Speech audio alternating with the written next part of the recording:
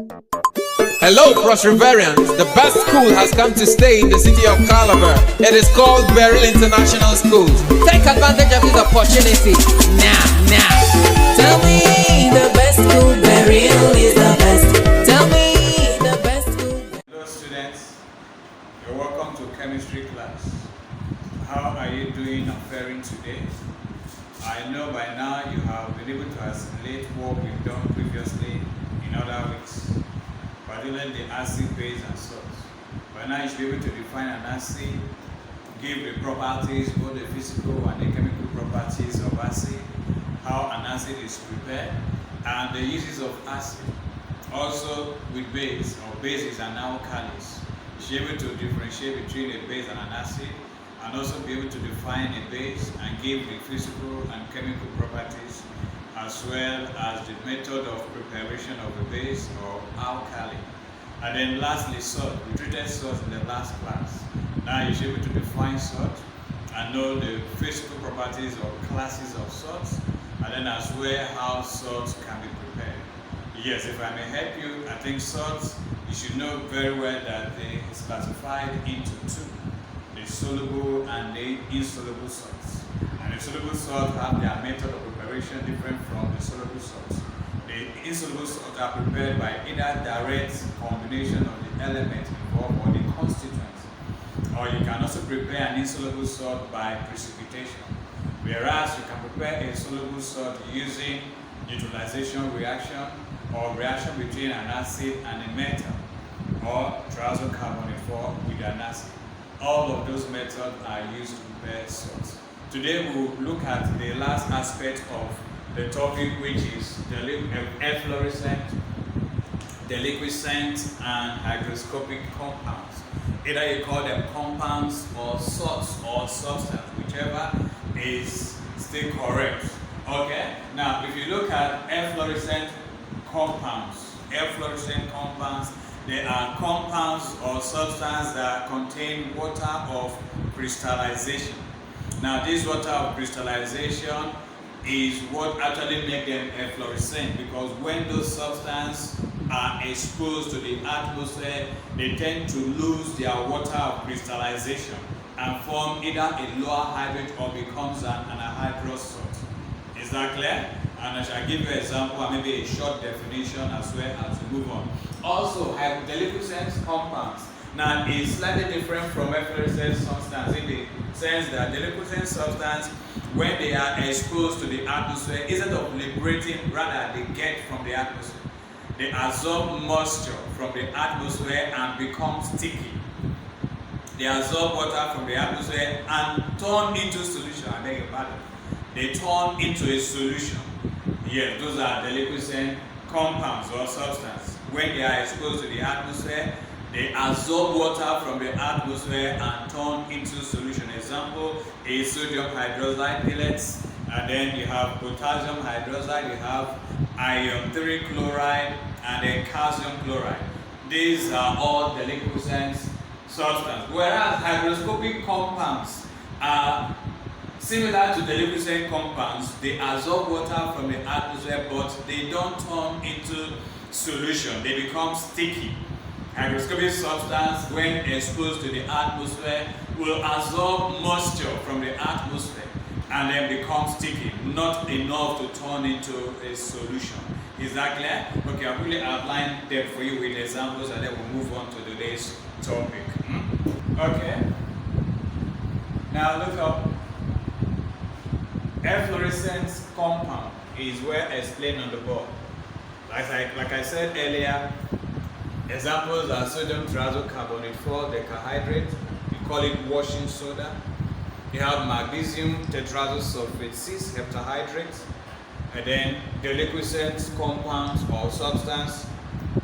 You can also see the definition on the board. Examples are calcium chloride, sodium hydroxide, iron 3 chloride, phosphorus 5 oxide. And then hygroscopic or hygroscopy.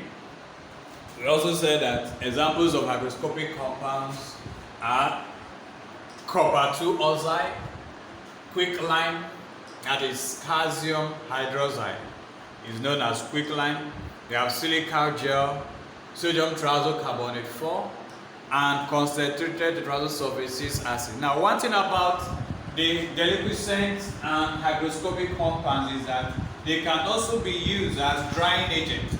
In the laboratory, they are used as drying agents, for instance, like calcium chloride, which is the only reagent that can be used to dry ammonia, whereas other reagents cannot dry ammonia, but they can dry other substances in the laboratory using a desiccator. Okay? The same thing goes to the hygroscopic substance. Most of them are also used as drying agents. They are used as drying agents. Okay? So all of these constitute the acid, base, and salt we talked about, or we started 4 weeks ago. I told you when we started that topic that we're going to use 4 weeks to handle acid, base, and salt. So we have just rounded up acid, base, and salt. These are salts, but they are different from the one I treated last week. That's why I had to bring them out separately to explain. And they are efflorescent, deliquescent, and hygroscopic compounds. Okay? Well, for this week, we'll be looking at carbon and its compounds. Carbon and its compounds. You must have heard about carbon, and you may not know the source, but I will quickly outline what we'll discuss in carbon and its compounds.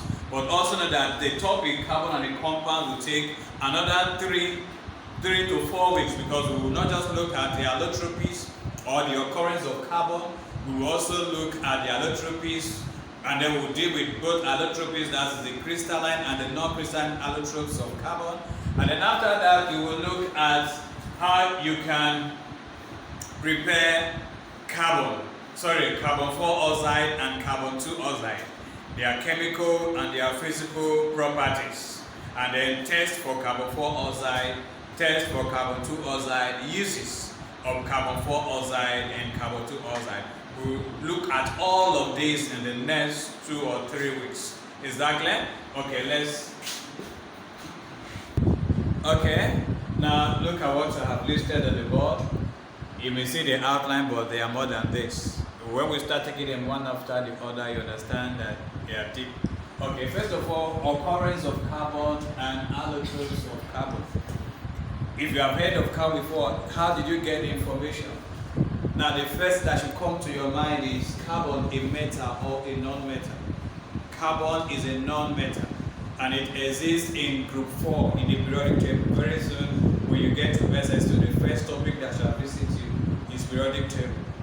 Now, carbon is in group 4 element in the periodic table. If we are to write the electronic configuration of carbon, first of all, it has atomic number of 6. If we are to write the block electronic configuration, it is 2, 6. Sorry, 2, 4. It's 2, 4. It's 2, 4. That means carbon on its own. If we write the energy sub-level of it, we'll discover that carbon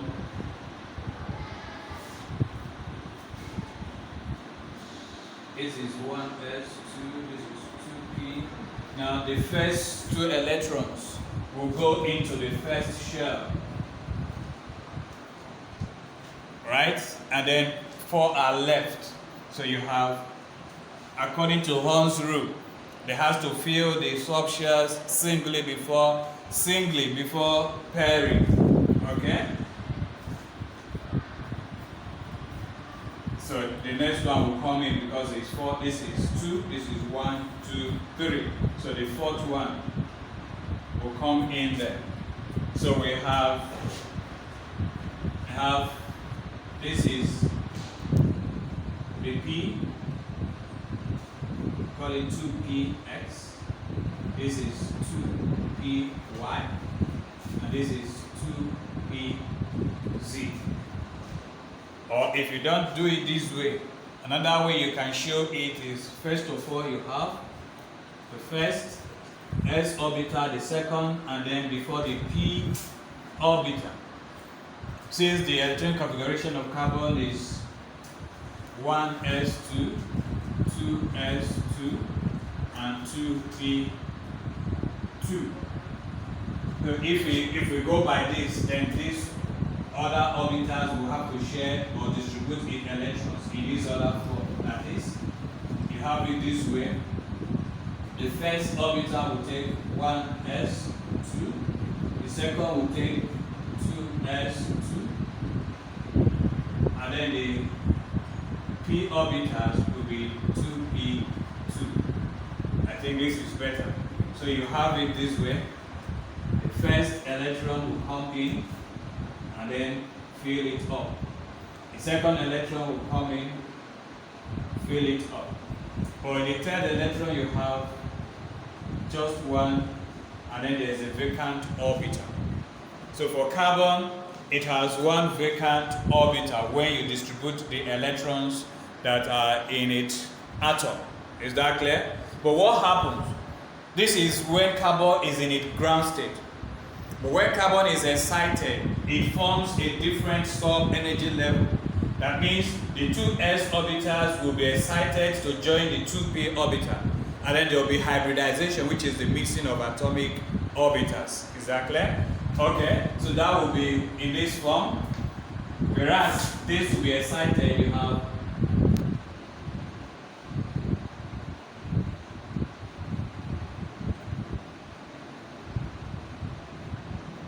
so instead of filling all of these gradually, you have one orbital there, and then the other electron is promoted to fill the vacant orbital, which is 1, 1, 1.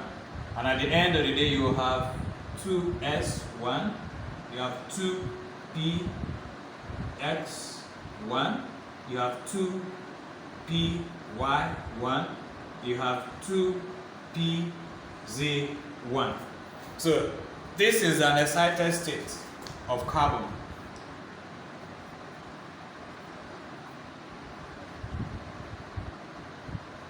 Excited state of carbon. I hope you can see that. This is the ground state of carbon.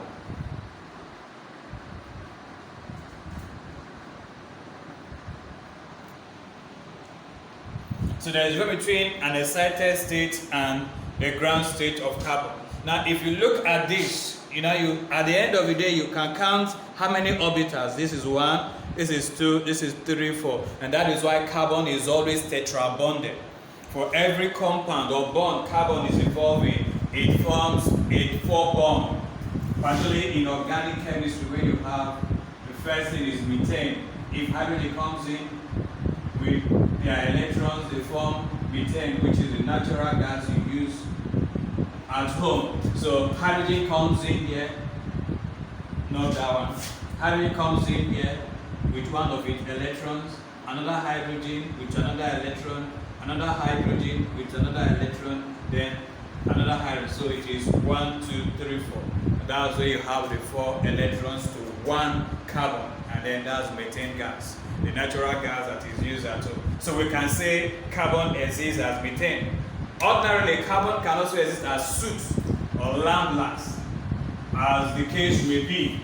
Okay? Another occurrence of carbon is soot. You know what soot are? Like those of you who use firewood to cook at home, at the end of the day, you know what your pot will turn to, black and all that. So that's also another example of carbon. I'm trying to make it plain for you to understand. Okay, so another occurrence of carbon is that carbon can occur as carbon 4 oxide or carbon 2 oxide. Carbon 4 oxide or carbon 2 oxide. But before we get into that, carbon can also occur in animal charcoal, or you call it wood charcoal. These are the various occurrences of carbon. I will give you an assignment immediately after this class to give me all the occurrences or outline the occurrences of carbon and where it can be found. That is the different forms of carbon and how it exists. Is that clear? Okay, briefly we'll look at the allotropes of carbon. Now, what is allotropy? What's allotropy? If we are going to define allotropy, we said it is the existence of an element in the same physical state. The existence of elements, particularly carbon, having the same form, the same physical state, but when they have that the same physical state, that is when they exist as in diamond and graphite. So you can imagine carbon existing as diamond and at the same time existing as graphite. So they have the same physical state but different of the same physical state here and the same chemical properties, because carbon has atomic number of 6. If it has atomic number of 6, the chemical properties will be the same, but the physical properties will not be the same. But they exist in the same physical state, but in different forms. That's allotropy. Same physical state, but in different forms. In different forms. If we are to compare this to isotopes, for instance, the isotope of carbon.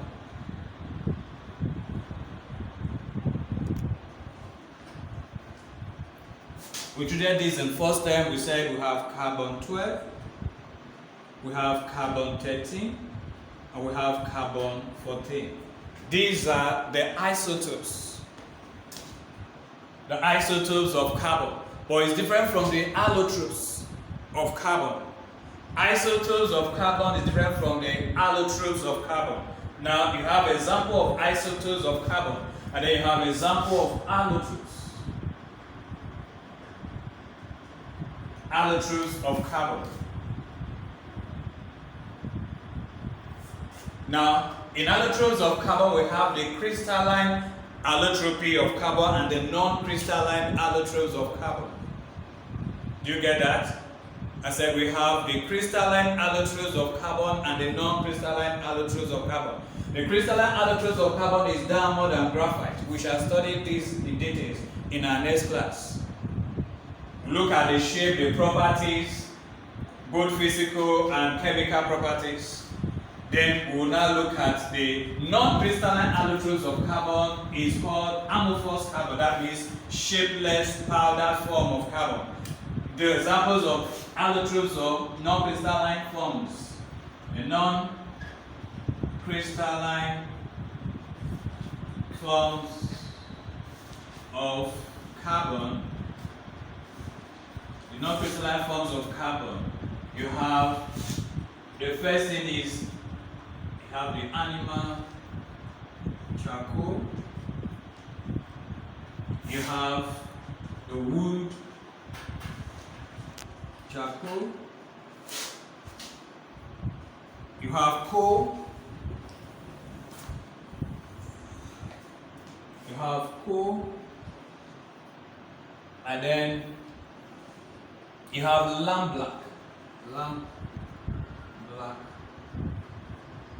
etc., and so on and so forth. Now, these are the non-crystalline forms of carbon, whereas the crystalline forms of carbon is diamond and graphite. Diamond and graphite. And then we'll differentiate between diamond and graphite. We'll look at the properties of diamond and graphite in our next class. Is that clear? So what I want you to do for me, I'm going to give you an assignment, which I stated earlier. And the assignment is, okay, the assignment is on the board. Give the different occurrences and forms of carbon. Also briefly explain and state the differences between diamond and graphite. That's your homework until we meet again next week. I have given an overview of what we shall be discussing in the next 3 weeks. So prepare your mind when I shall be taking them one after the other. Is that clear? Do have a nice time. Stay.